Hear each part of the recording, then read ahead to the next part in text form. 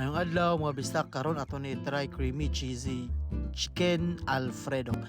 5 ingredients ra ang kinahanglanon. Chicken breast, ato ra hiwa og pino, tapos butangan nato og garlic powder, tapos ato rang i-mix para mahalo ang atong powder ug ang atong manok. Tapos dugangan nato og paminta.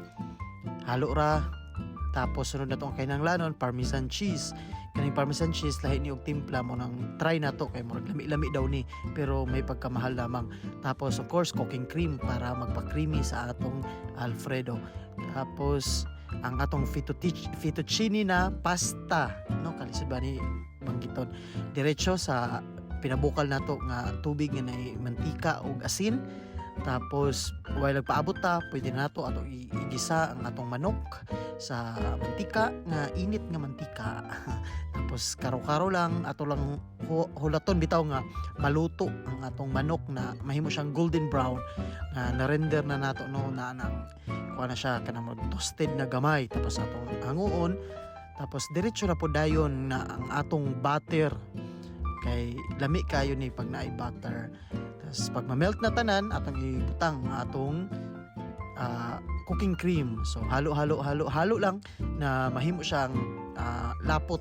Tapos diretso ang atong pasta nga naluto na, diretso na sa atong sauce nga kaning alfredo sauce. So karaw-karaw lang, karaw para mahalo og maayo ang atong pasta. Tapos ato nang ibutang atong parmesan cheese para cheesy kayo ang atong chicken alfredo. So ato lang karawon, karaw lami din siya kayo. Tapos ang manok pinaka ulahin na nato ibutang. So ato rang karawon na maghalo tanan ang atong mga ingredients. Sa tinuod mga bisdak, grabe siya kalami ug humot siya ang parmesan cheese.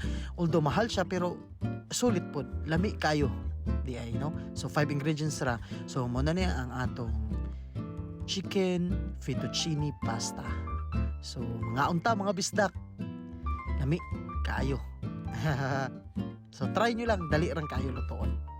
For more videos, please follow our Facebook and YouTube account. Salamat!